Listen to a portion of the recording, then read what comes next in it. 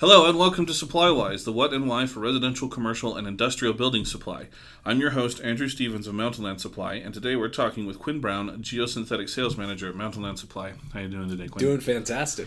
So we're talking today about turf reinforcement system. Yes. It's got a big fancy name that I don't remember.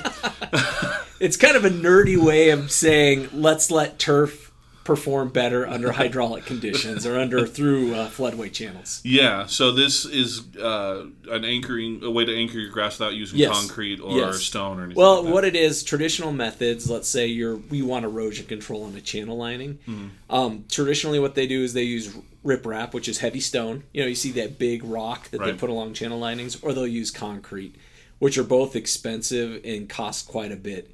Now, with the shift, especially with stormwater quality becoming such a big thing and groundwater recharge becoming such a big thing, the shift is to make it natural, right? And allow for vegetation to actually grow up instead of blocking it all out. And so what these products do is allow for just that. They allow to get a equal performance as you would out of concrete or riprap, but also allow it to be green and vegetated. Mm-hmm. And it kind of mimics that natural, gives a natural look with protection. Mm-hmm. So essentially what a turf reinforcement mat does is exactly what the name is: reinforce the turf. So you have synthetic products, you have a high strength and a low strength, but you have synthetic products, and what it does is it allows that grass to, what you do is you put it down, you put about a half inch of soil over the top for ballast so it has intimate contact with the subgrade. And then you vegetate it, or you put your sod down, and that root structure actually grows down into the product and anchors it. Where the difference is, like if you put, I'm sure you've seen blanket, like straw blanket along the side of a road. That's meant just to help the seed grow up through it. This is actually, you want the seed to grow down into it and anchor in. So for example, standard vegetation in a channel application, once it hits about 4 to 6 foot per second, it starts to scour. So the water starts to actually rip that grass out of the channel itself.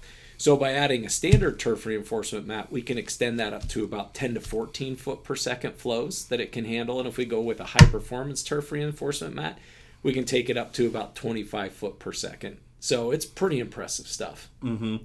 And you mentioned it kind of lengthens the life of the grass. Yeah. So what will happen is you'll have a floodway channel where traditionally, if you did nothing and you planted it with grass, your first flood event would rip the grass right out of the ground. This would make it so you put it in, not only do you get the protection from the flood, but it will also maintain the grass. It won't scour off because it actually has an anchor to hold into instead of just being plain dirt. Mm-hmm. And aside from kind of the more natural kind of letting the vegetation grow, cost savings got to be huge. Yeah, huge cost savings. So number one, you have a huge cost savings in labor because it's just rolled material. What you do is you fine grade the site, roll it out, pin it down, and you're good to go. You put your soil over the top, seed it, and just let nature do its thing.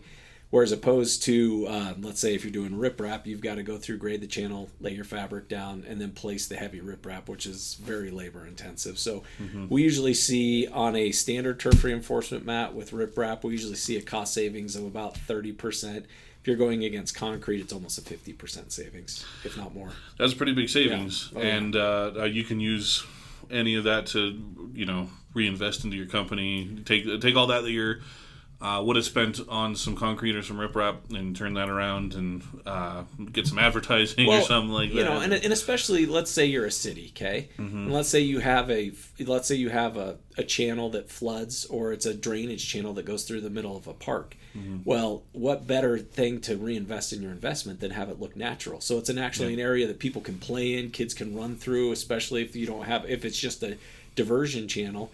You get more green space as opposed to having this big rocky imposing channel where trash gets caught up and you have to pay people to go clean it out. Or if the grass gets ripped out, so you're constantly having to replace it or something like that, you don't have to do that. So you're not constantly, if you are a city, you're not constantly having stuff under construction. You got those big orange cones and all that kind of stuff out there. You don't have to block sections off to people who want to use your facilities because you got to replant sod. And, and for those of you who are listening, this isn't a new product. Mm-hmm. I mean, these products have been on the market for 20 plus years. There's jobs that have been in the ground for 20 plus years. They're a fantastic product with a huge tenure of performance behind them. Mm-hmm.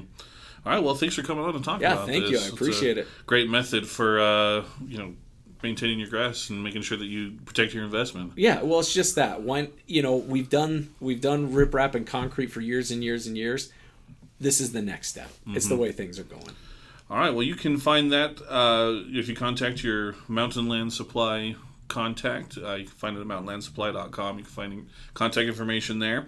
You can also find this podcast at mountainlandsupply.com/supplywise or wherever you find your favorite podcasts. Make sure you tune in each week to find out more about the products and services that make you supply wise.